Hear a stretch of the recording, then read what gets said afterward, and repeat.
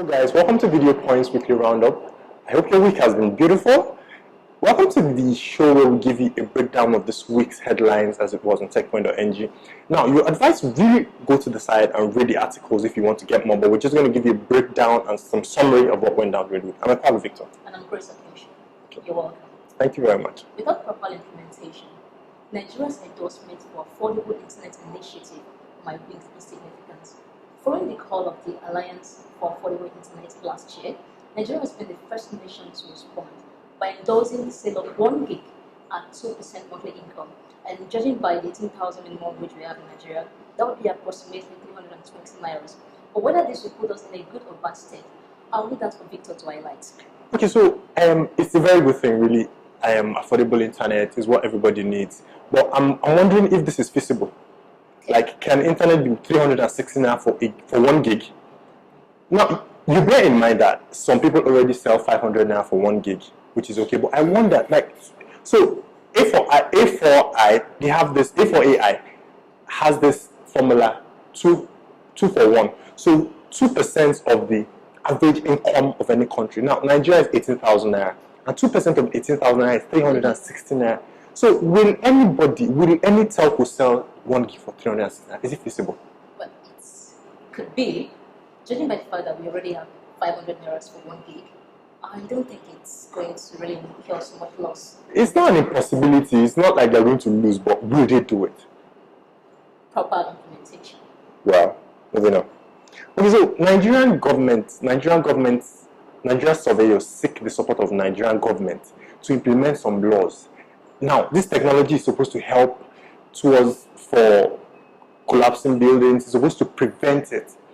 Now, my own take is, does the government need to come into everything? Okay, I think that's one thing as a nation we actually need to work on.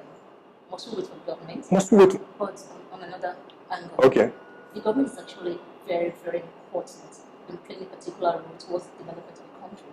So if they are seeking for the government support, I don't think they are wrong. However, if they're relying on it and not doing anything, that's when we have issues. Because everything is like, we're calling on the government to do this, we're calling on the government to do that, and I wonder, is this necessary? Is this not time waste? Okay, so on the other hand, moving on to good news. Simply, Konga is now profitable.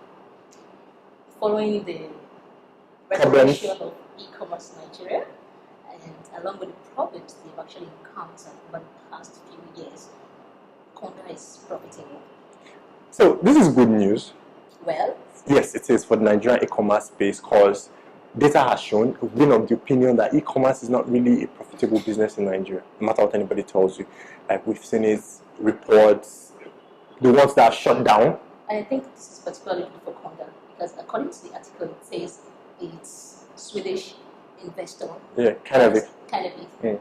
Was almost wanted to pull out. Yes, they did. They were nearly pulling out, because you don't run a business for that long and nothing's true for it, you understand? Talking about money, there is a new startup based in Morocco that is actually offering funds for African startups. I think that's really good news.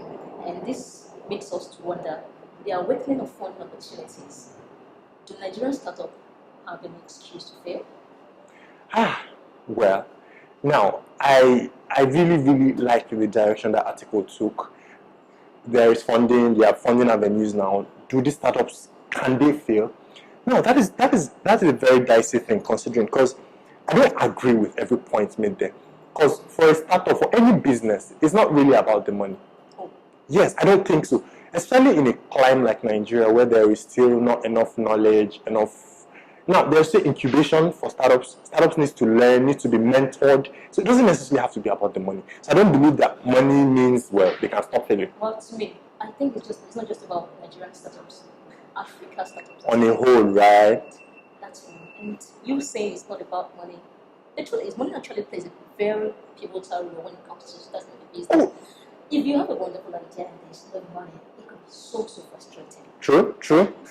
I think it's actually a good thing. You know, last 2 weeks, I think 2 weeks ago, when there was a case of, I think, 100,000 naira for state fund, that were debating if it's enough or too small. Now, in Nigeria, a little lack of money can mean the death of a startup. of any business actually. So these monies are necessary, but it's not. It should not be everything. In quotes, it shouldn't mean. That's why little excuse. Little. Okay, that condition is there. It's there. Yeah. So now, moving on to startups. Now, General Electric is accepting applications for its GE Garage 2017. Now, this is a program that is geared towards hardware manufacturers.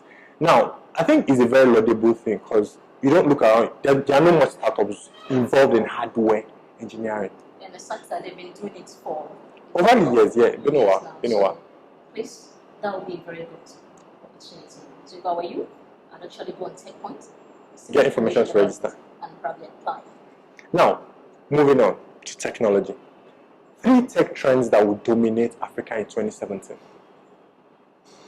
On the post, I saw ICT information, ICT education, IoT, artificial intelligence, and Internet of Things. Okay, that one. Could you explain what that means? Okay, so Internet of Things is to put it in layman's term without babbling plenty. Please. Now, it means the interconnectivity of devices, like devices sharing data among themselves through the internet. That's basically what it is. So Internet of Things applies to smart cities, smartphones, everything connected together, sharing data, information.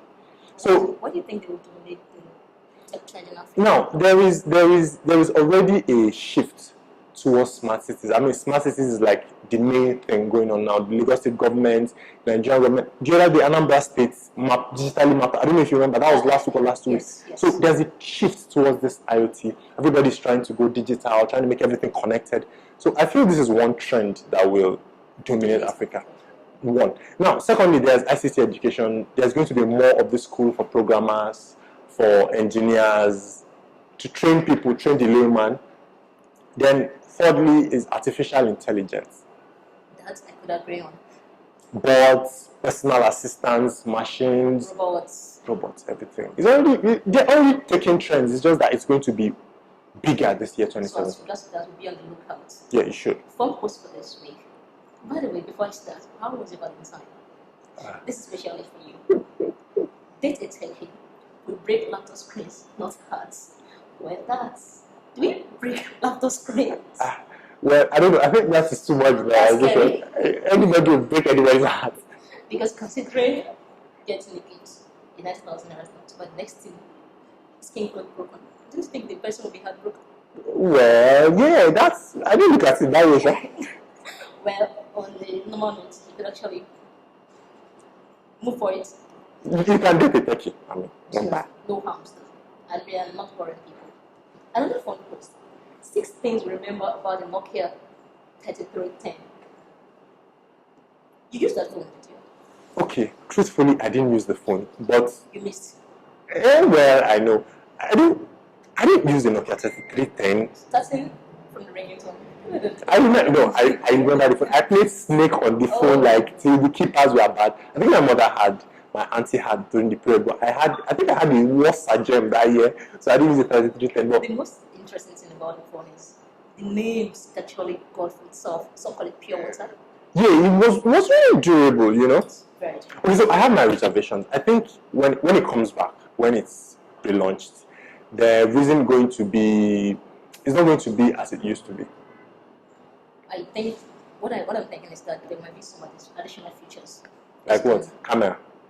Well, yes. Nah. Not I think just going to come up with that phone again in the normal local, the way we left it. Okay, so phones have become really, really, what's the word? Phones have become smart. Well, not smart, exactly. Thick all over the years, not strong enough. So I don't know if the 3310 will come back the way it is. Like, that phone was strong. Really, it's got to come back with something. It better does. Anyway, that ends our weekly roundup today. We hope you enjoyed it. See you this time next week. I'm Grace Akinshi. I'm Ekwano Victor, and I wish you a happy, beautiful weekend. Thank you very much. Bye. See you next week.